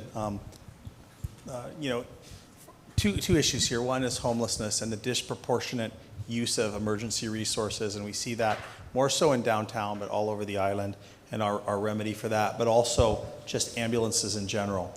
Right now we have 22 ambulances, and when we think about where we want to put a new ambulance, there's two issues. One is the amount of calls, and one is geography. So for like downtown, there's a lot of calls. We need more ambulances for those calls. But on the windward side of Oʻahu, and to a lesser extent, but also true the west side of Oʻahu, it's geography. We have an ambulance, as you all know, in Kahuku. The next one's in Kaneohe. So we just had a call that I stopped at on the way here at Crouching Lion, the new restaurant, or the rebuilt restaurant there. Kahuku went. Well, Wailua was on another call. So that means Kaneohe and not until Wahiawa. Those were the two ambulances for this whole area.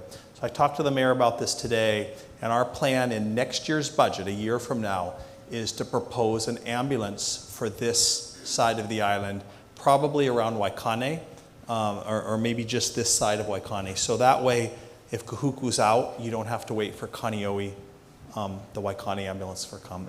And same if Kaneohe is out, the Waikane ambulance can cover more the Kahalu side. So I think a year from now, if we're able to do that, and that's our plan, we'll have an additional ambulance for this side. That's on the EMS side.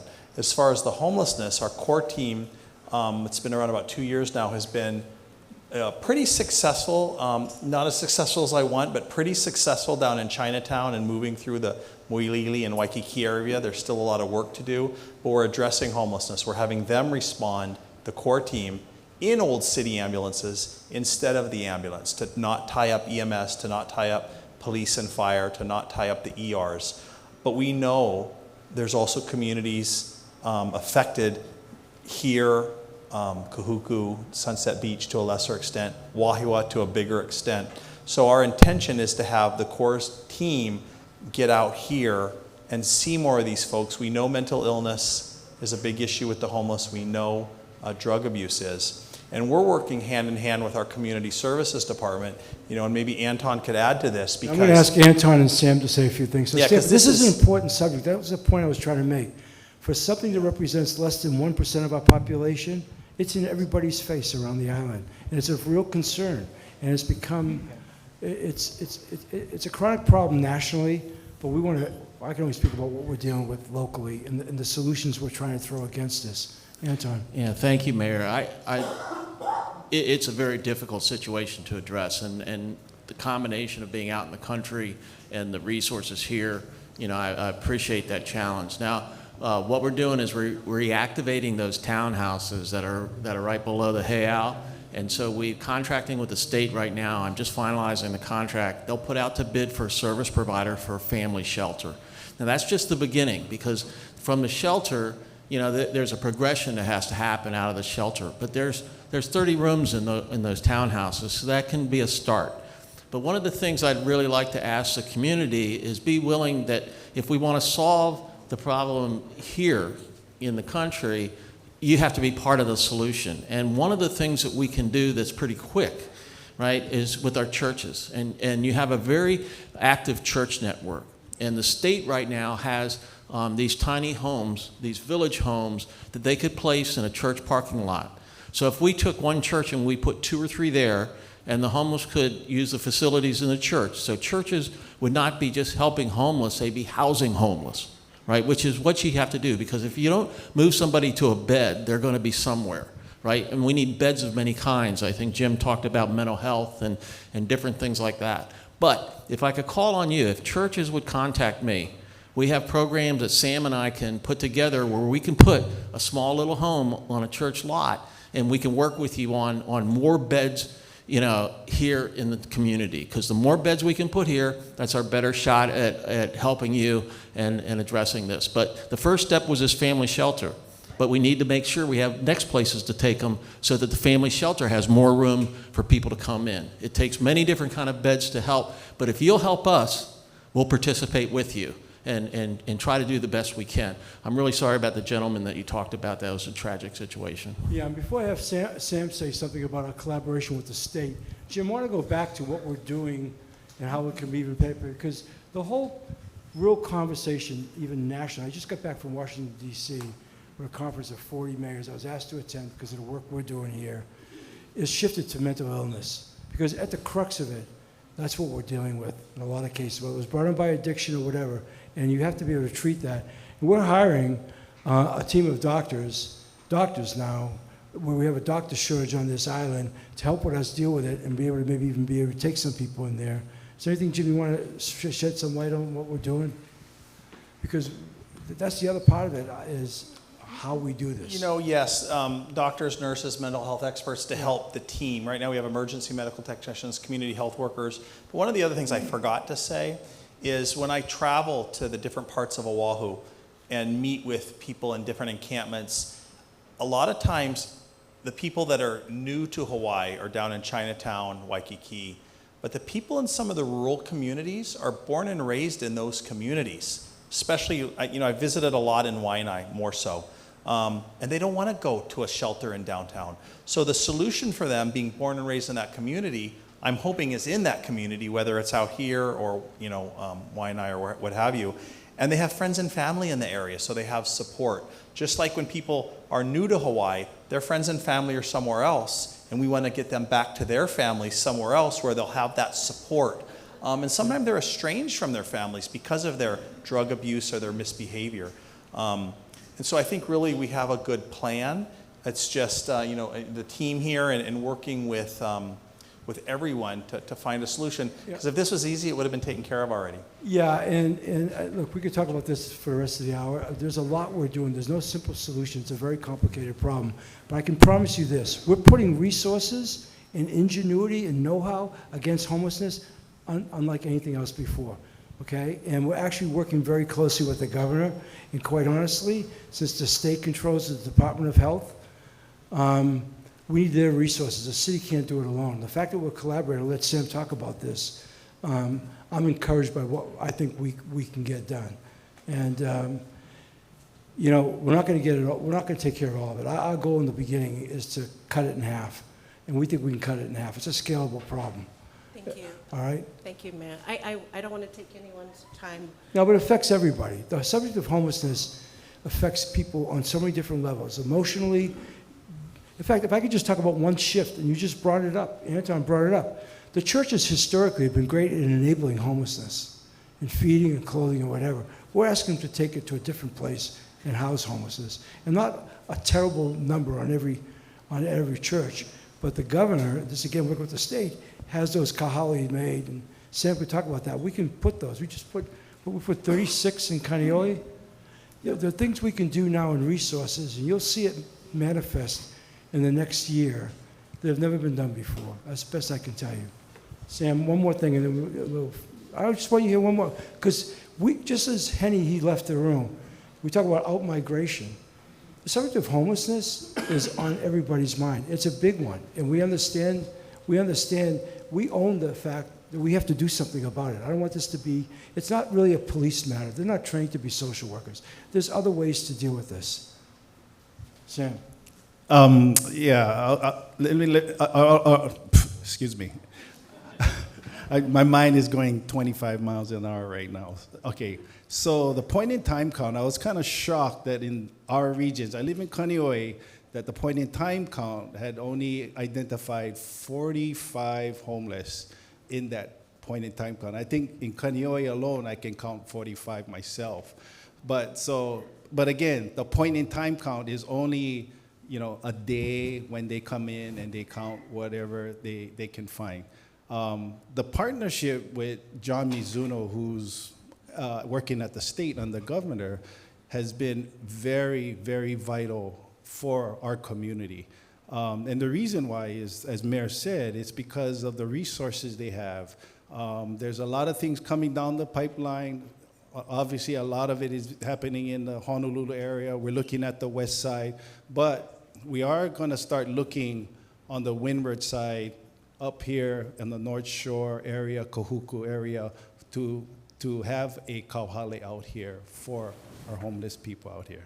So, yes, I just want to emphasize that we are working together, state and city, which is unprecedented in any of the administration prior. So, just want to share that. Can I just leave this final summary? It may affect your various departments. I am a mother, and I have a family, a daughter, a son-in-law, and I have a grandbaby. They all live with me. And I also have 2 disabled children, and they all live with me. On this side of the island, there's nothing mentioned about a disabled center for adults. We need something like that. And also for childcare. We have no affordable childcare on this side of the island. My children rely on me to watch their grandbaby while they can go to school and while they can work. If I had a full-time job, what options would my children have? So this is a spectrum here that I want to bring to your attention, that our people, we're all struggling, not only financially, physically, with all the challenges that we have, but living on the side of the island, it's intensified because of the limited resources that we have. I'd like to see more dialogue with, our community association. Dottie is doing an excellent job, but I think the housing should be working with us. How can we get our kids into houses? I leave this for food for thought. Thank you. I appreciate that. Thank you. All right, Larry, you're back up. Usually the second time, and that's it, but go ahead. You were a hit last time. You were a hit last time. Go ahead, Larry. I have to cover all my bases then. All right, go ahead. Okay. For the congregation or the audience here, whenever you get federal funding, you have to share it with all the citizens of the United States, because we have that senior citizen center. You got a lot of snowbirds.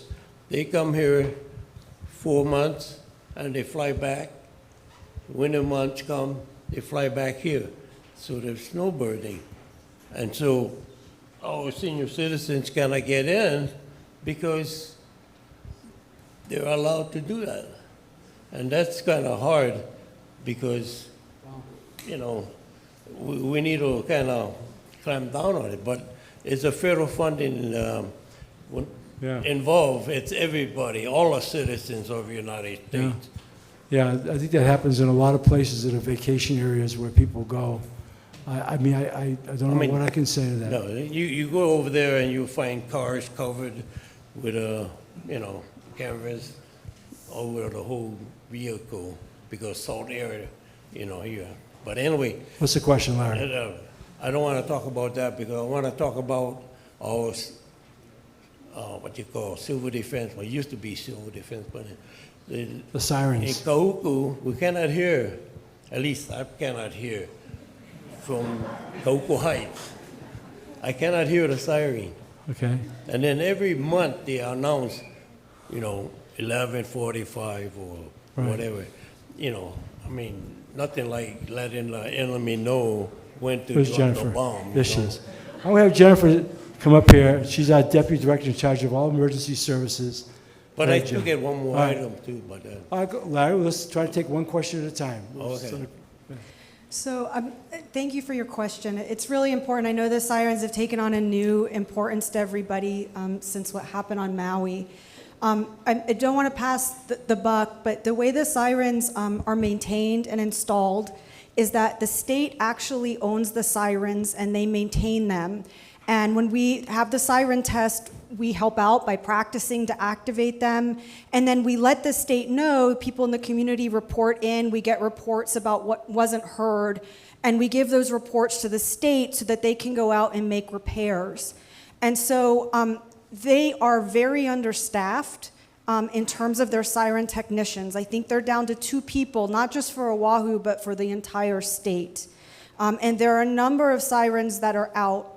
And so what we've tried to do in the last year on our website, we've tried to hold the state accountable to giving us information that we know today, what's not working, and what's a minor fix, and what's going to be a long-term outage. And that's on our website. In real time, if something happens, we mark it unavailable. What we are planning to do and how we're going to use that, if there's an emergency, because it's not just some sirens aren't working, there's some areas of the island that don't have sirens, or there's a gap because we know how loud the range is supposed to be. That's where we would use a combination of other methods to alert people. So we have volunteers where they have loudspeakers on their car that can go out and make emergency announcements. The police are able to do that, and some of the other first responders. But I want to reassure everybody, the sirens are one piece of an emergency alert system. The siren really means pay attention, tune in to your local radio, your TV, to get information. The most important component of that system is really what we call, there are 2 pieces, the emergency alert system and the wireless emergency alert system. And that's something that FEMA and the feds have developed. We can only use it in certain circumstances, meaning something's really life-threatening. We got to let you know right now. And that's when you hear that noise on your TV and the crawler goes across or your cell phone makes that horrible noise. So that's what the siren means, is tune on and get that message. And that's something that the counties can activate. That's a national system we have access to. We practice doing that. We have pre-scripted templates for every hazard of what we'll say when we send it out. So even the siren's out, we know where it is, and we are planning around that.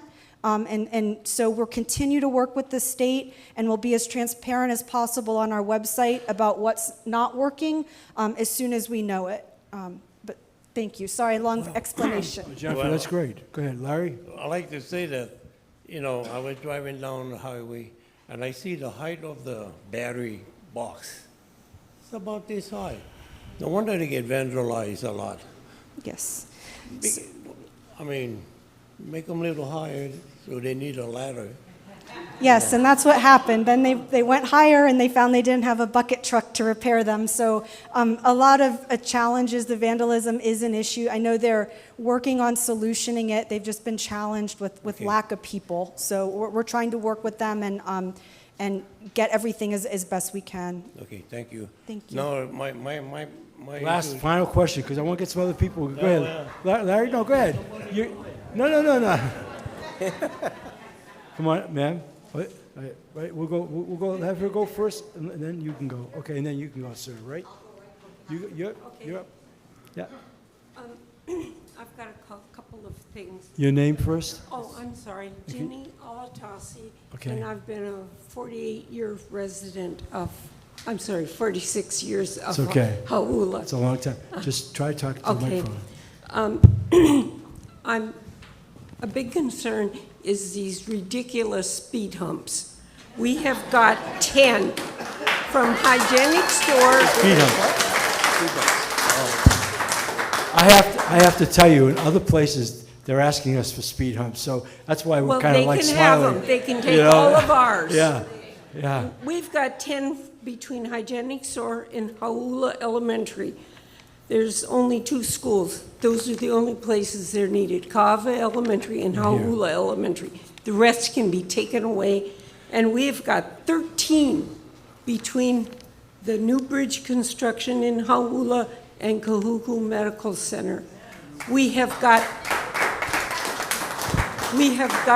2 schools, Laie Elementary and Kahuku High School. Now, I don't want to cut you off. There's 2 words I hate to say. I really do. It's a state issue, though. Okay, And issue. I promise you, Mike is good friends with Ed Sniffen, the Director of Transportation Services. We'll talk to him about that and say, look, we had a town meeting in Hauʻula, and it's a ridiculous amount of speed bumps out there. There's only 2 schools in Ka'ava and Hauʻula. We understand the need to do that, but this has become something that feels like an obstacle course for people just simply to drive down the street, right? It's unhealthy. beyond that. Yes, yeah, that's an issue. It's a health issue, right? Okay, all right. Yes. So let's go to the why next one. can't we have them removed, the I don't know. We'll useless ask. ones? Mike.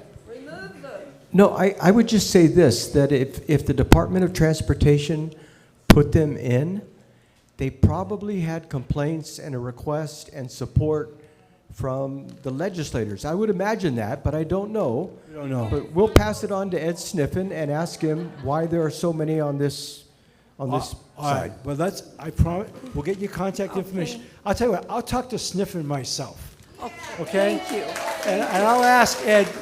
To Mike's point, what was the strategy? You know, we were talking earlier about planning or whatever. What was the strategy out there? Because you've got them everywhere. And I'll bring up your issue, too, about if you have back injuries and whatever else. Because, you know, some... Yes. No, Jojo, I get it. The combination of all that. I promise you. Okay. And- We didn't put them in, though. Okay? All right.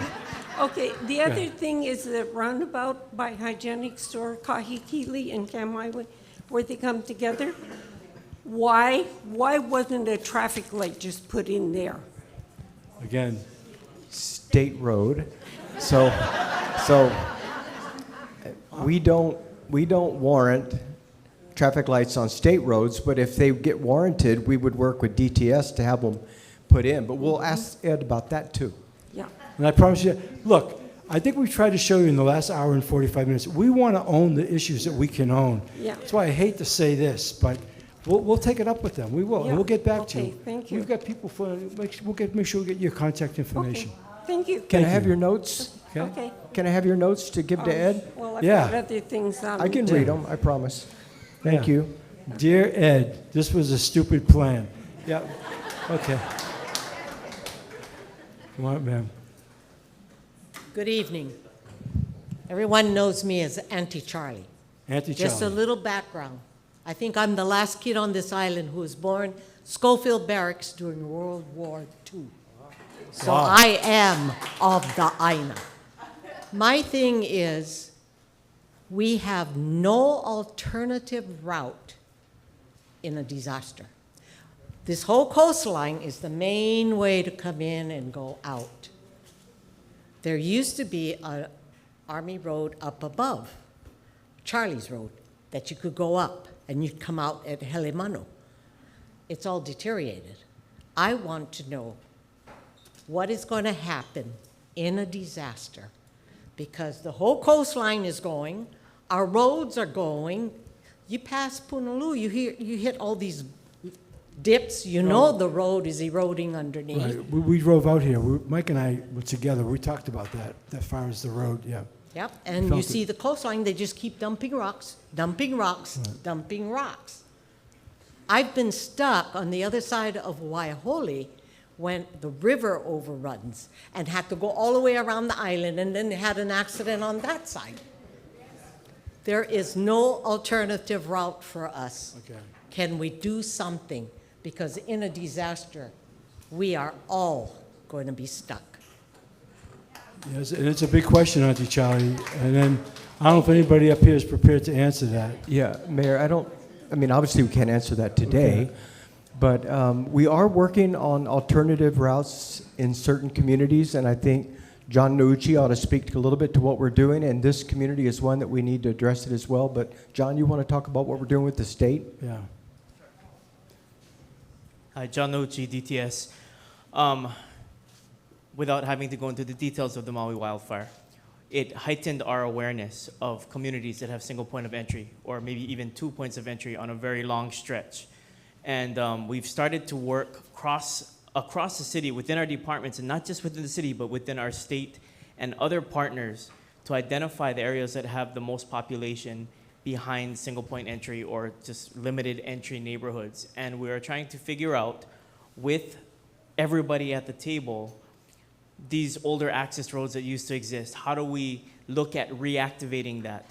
What is the impact? How much could these roads actually handle with minimal infrastructure improvements? And if minimal infrastructure improvements are not sufficient, how we would then look at maybe reaching out to the federal government and looking for other paths and other ways to access and leave the community. And that includes the military as well, I might add. Federal, It also state, includes and the local. military. We've had a lot of conversations with them too because of the road systems that they have. But I just want to assure you that I think this effort that we are going through with all the city departments and federal, state, and local linking arms sitting at the same table, it is unprecedented. And it is a very somber exercise that we go through every time to try to figure out, I'm glad you brought this to our attention, and it is another area that we can look at for the benefit of this community. Thank you. Yeah. Thank you, Auntie Charlie. Can I call you Auntie Charlie? No simple solution, I can promise you. But I think if I could just say one other editorial point, it even goes beyond, and certainly not to trivialize the Maui wildfires, because that was incredibly. But we're very aware. You could tell by Jennifer's preparation. And I brought Matt Gonzer up here. We tell you the whole climate change issue and what we're looking at and what we're dealing with, not just with sea level rise, but potential for other kinds of things, is unprecedented. And so really, there's an I said earlier tonight in the opening about the sense of responsibility. I mean, you feel this. So what can we do about that? That's the challenge. Just today I was watching late night YouTube to get caught up on the weather. And over the weekend, there were 38 tornadoes in 10 states on the mainland. I never saw things like that before. None of us have, right? So that's why I said we really, from the standpoint of city and county and in conjunction with the state, have a real heightened awareness, sense of urgency, fighting against the clock and praying to God nothing bad happens in the meantime. I promise you that. And Okay. especially since we're limited with our hospital, how small it is. Yes. We're limited with ambulance Yes. service. It just goes on and on. Right. So No. I just started from the top. Okay, thank you. Thank you. Thank you, Auntie. Okay. Hi, thank you all for being here. I really appreciate it. My name is Evelyn Lane, and I live at the Kahuku Senior Housing as well. And one of the things I wanted to bring up about our housing is that we have seniors who are languishing in their units. Sometimes they die there, and they're left there for days on end. We don't have much community resources coming from the management there to kind of keep, so we can age in place like everybody else wants to do. We don't have access to caregivers. Many of us have been trying to get caregivers for more than a year.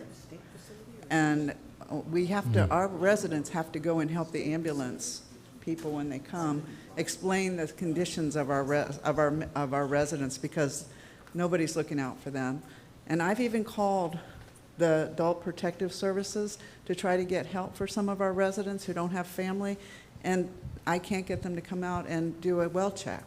So these are some concerns that I have. The other, I'll just want to get through it, and then I'll let you answer.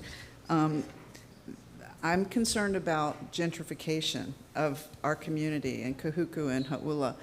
If we could try to get some sort of community grant programs to help our residents who can't afford to restore their homes so that they don't have to sell them, or get, so we can keep people in place here, and move houses back from the beach that are being impacted because, they're falling into the ocean, just like we talked about before. So those are, and the flooding as we're driving around, because if we have as many people on the island as we did when we had those 11 million tourists, people are going to die out here on the There's no Windward question. side. I agree. Thank you for your question. Yeah. Anthony, you take a stab at some of that? In the Community Assistance Division in the Department of Community Services, we have some renovation loans, home loans that we can do. So I'll come and give you my card. I'm not familiar with the senior living home that you're talking about, so I'd like some more information about that, and I can look into it for you, okay? It's a HUD-funded senior housing by the golf course. Yeah, but is it state HUD funded? No, it's owned by the city and county. Really? Okay. Oh, okay. The All same right. property that you spoke to the other gentleman All right. about. I'll come back and Okay, we'll thank you. review We'll that. have Anthony follow up with you. We'll come down now. Don't leave. Okay? All right. We've got about 10 minutes left. Okay. Dottie, I promised Thank this you. young man over here an opportunity Yeah, too. yeah. So have at it. Thank you so much. Thank you for your we leadership. love having you come out for your town hall. Thank This you. makes us feel like we're not invisible anymore, right, guys? So thank you, thank you, thank you. I just have to say something about the homeless issue. And I want to say that Hauʻula Community Center, and thank you very much, City and County of Honolulu, because we have a contract with you. We would not have a community center to provide any services at all if you were not allowing us to use that facility. And it's used very, very well, I must tell you, because we have over 20 nonprofits that serve people there on a daily basis. We have one of the biggest food programs. We have 5 food programs out of that building. We serve seniors, senior food boxes. We serve homeless people through our pantry and other people who are needy. We have an Ohana food giveaway, and we have Cow for Keiki. But what I want to tell you about the homeless situation here, I have learned a lot about the homeless issue since we opened that center. And there's no other services for them out here. Now, we do work with Health Harm Reduction Center, but they come out once a week. And we need a lot more services out here for our homeless people. And you're absolutely right. 99.9% of the time, it's mental health problems or addiction problems. We have no addiction services out here at all. And we have only one mental health service provider in our center, and they're working night and day for people. So we need lots more services. And again, we are playing, we're musical chairs in our offices and sharing spaces, and the place is busy. But we need these services for our homeless, and I would really like to work with you, Sam. I know that the housing is coming out through the state. It's for families. And I know their data said we had the most families that are not housed out here besides Waianae. But I honestly don't see those families. You know, I don't know where they are. I see primarily couples or single people who are homeless, and they're in our services, in our offices every day. I know every name, I know them all. And we just need a lot more help, and we'd appreciate that. Dottie, I can honestly say I think we're going to be able to provide some manpower help. Like I said, we could have spent over an hour just on homelessness and our strategy with the state, what the governor's doing at the state level to create jobs, what we're doing more people clinically trained, not just MDs or psychiatrists, but healthcare workers or whatever, because it's one thing to be able to pick them up in a mobile crisis unit like Jim talked about, or ambulances, or what the police can do, and it's another thing to take them to somewhere, but if you're not dealing with systemically the issue, as you said, it's a very, very high percentage. So that's what we've been missing, and that's where the partnership with the state really plays into effect, because we don't have the resources to do that. The state does, or the Department of Health. They have the monies and everything else, and so I think you could expect to see some relief out there. And Jim, we could talk about how we can get some manpower help out there, because I know for a fact one person dealing with that is not sustainable. No. Yeah, Dottie, we could have you do that. We got just a couple of minutes Okay, left. can I mention a couple other things? You know, this guy here won't want to talk to you. I know. You don't let him get his question. He's got to give me a minute, aren't you? Okay. Okay. Another thing, these don't seem like important things, but I know I called your office and you all were great. You talked to the state and got them to go out and clean out that stream a little bit, but they only did just a tiny bit. We have 8 streams just here in Hauʻula, and this whole moku has probably 20 streams. Right. And not all of them, but many of those streams fill up with sand. And in the past, in past administrations, we had city people come out and clean out those streams. They would start cleaning them out before the storms. You know, when the storms were... Okay, you're my superstar. We really need help with like this. born and raised, what more would you want? This is the guy in charge right here. Go ahead, Warren. Yeah, hey, thank you, Dottie. You know, the last rains we had earlier this month, all of our crews throughout the island was proactive. The week before, they were out clearing the stream mouths, the river mouths, and I thought they did a great job. I know from Waimea all the way to Kailua, our crews are working around the clock. Well, not around the clock, but they worked a lot of hours, long hours. So we did get some flooding in Waihole, Waikane, but I don't think it was as bad because, you know, knowing that we had that weather coming in, that storm, you know, like I said, we took that proactive approach. And, you know, our department, you know, as far as hiring, year after year has been difficult. We'd hire like 60 people, but we end up negative. But this year we have hired 108 new employees, and a lot of them are with the roads division. So we are building up our manpower. We're hoping that we can keep up with the stream mouth opening and also stream cleaning. Now, not every stream on this side of the island is maintained by the city. It's actually by the state DOT, you know, But they don't do it at all. yeah, so that's something that we need to work with our counterparts. But I have to give credit where credit's due. You called me, and we responded. I love what you said, right? You know how we responded? I called him. Okay. I said, so when you said Hauʻula's pleased, I mean, Warren was the go-to guy. Okay. And he got even the state involved. So But listen to this. Pokiwai Stream. Are you familiar with that Pokiwai Stream? Very familiar. Has sand up to the bridge and almost entirely across there. Yeah. This is a real tragedy waiting to happen, and every time we just get a little water, homes flood in that area. So is there any way we can get some special attention for that stream? Yeah, you know, like I said earlier this month with that rain, we did receive a lot of calls about Pokiwai Stream.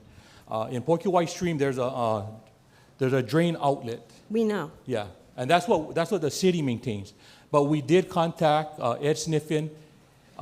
He did send a crew out to. Doesn't do much. Okay, well. Well, we got to depend on everyone's word, right? I mean, You know, there's a 96-year-old man was out there digging in the stream. Now, that shouldn't be. And his house would be flooded if he did dig in the stream. So when the state came out, the stream was this wide. And then they made it maybe another foot wider. That's it. And that stream is a real tragedy waiting to happen. So please, see if we can work something out with the state. I know it's not just the No, city. we'll try to do that. I mean, I promise you, Dottie. Sir, I apologize. We're gonna go off the air, but we'll answer your questions, okay? All right, so you can come up and ask Dottie. I'm gonna let him come up and ask a question. We're gonna be here. You know we're here for you. So I promise you. We're not running out of the building. Okay. So, okay, hi, my name is Nicole. My question is, can we get more police officers out here? Since we do live in the country, and yeah. what the previous speaker said. So the question is, can we have more police officers here? This is great, yeah. You know, we need more police officers in general. We're recruiting. Yes, in fact, of course. Chief Logan told me just yesterday, you know, we put in an incentive bonus, $25,000 signing, you know, for over 3 years. And this is the first class of, I was just telling the officers earlier tonight, coming in, that's more than 30 classes. We were down at one point to single-digit classes. So we're trying to build up a deficit of police officers. You heard Warren just said we deal with attrition or whatever. Yes. We were down 440 at one point. I think we're down around 400 right now. We're working on that. Is there anything that you want to add? We went off the air, right? I take it we're off the air? Not yet. Okay, go ahead. Actually, I'm new to the district. I just got here 3 weeks ago. However, 2 lieutenants and the officers from this sector have already come to me and asked me if they could at least have one more beat officer on each watch. And as I'm looking at the personnel strength that I have across the board from Waimanalo to Kahuku, and I have to manage where it goes, the night shift is a little short sometimes, and so there are certain events that happen that we ask them to add more bodies out here. So when we know that there's going to be, for example, graduations or the big events at Turtle Bay, we'll add more. And we also Does it only have to be in an event? Can it just be in general? in general is 'Cause where say how many officers do you guys normally have on shift? on shift we have minimum 17 from Waimanalo to Kahuku. What about just from Ka'ava to Kahuku? 3 to 4. 3 to 4. Yes. So if something happens in between, Correct, and that's we're short, right? yes. You And have the- 5 districts though? Ka'ava, Honolulu, Hauʻula. So for us, it's sectors. Okay, And so your sector, which is Sector 4, Yes. has 3 to 4 officers that are assigned each shift. Kaneohe, which is a little bit more calls for service, is usually between 5 to 6. Kailua, Waimanalo is almost the same as you folks, 3 to 4. And I think the overall problem is the amount of officers in the entire department. So Yeah, I understand you guys are. yeah, so as we get more and they come to our district and then we can, we fill the positions here, it's perfect. But we have a great support staff that we have that are not patrol officers that at times we call upon them, like our community policing team who's here tonight. They'll take beats if need be. We have our crime reduction unit officers. So there are other options that I'm, as the commander, am still looking at doing. But it's awesome to know that your patrol officers have already asked me. So they're totally in tune to what you need out here. And yeah. And the last thing I'm going to say, because I'm going to adjourn the meeting and then we'll talk with you, sir, is that public safety, for all the things we talked about tonight or all the other things we could possibly talk about, number one, overarching priority. And it's been a challenge having the shortage of police officers we have, because everybody knows that they're the tip of the spear. They're there to protect and serve, and if something happens, that's who you want to be able to call, and you want to believe that they're accessible. You want to believe that when you call 911, somebody will respond. I can promise you this, Nicole, it's top of mind. We're doing everything we possibly can. It's not just the signing bonuses we put up for the people. We're actually recruiting pretty aggressively. So I'll end with what Nola said tonight. We're in the business of hiring people. If you know anybody out there that's looking for work, I'm not suggesting any of you, but if you're interested too, we'll talk to you, because we're looking to build up our police department. We've budgeted for it. We've created incentives. It's not a question of money, it's people, okay? So sir, I'm sorry, we're off air now. I think we ended. So I just have to wrap it up. And we'll come back to you. Just want to thank all of you for being here tonight. It's a great audience, a great community. Thank you, it's a privilege.